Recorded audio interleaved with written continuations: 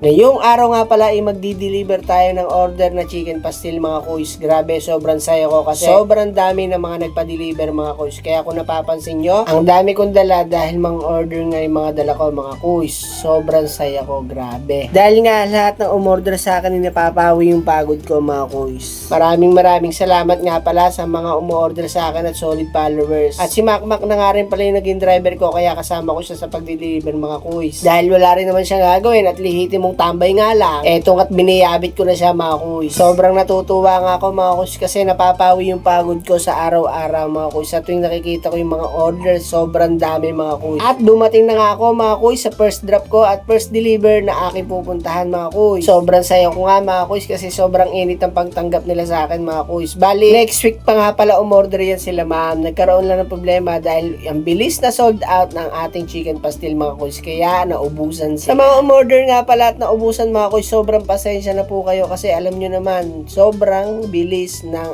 ating produktong maubos. At shoutout nga pala sa Family Bueno na umorder sa aking produkto mga kuys. Maraming salamat po sa inyo mga kuys. Nakakataba nga ng puso dahil sobrang init ang pagtanggap nila sa akin mga kuys. Napakainit ang pagtanggap ng aking produkto. Mga solid followers ko dyan, umorder na kayo. Malapit na ako sa market mga kuys. At eto yung second drop ko mga kuys. Pumunta ako. At di ko nga rin pala inaasahan mga kuys na marami rin pala akong mga followers dito sa Barangay Bangbang mga kuys. Gulat nga ako dahil may mga tumatawag sa akin na kuys.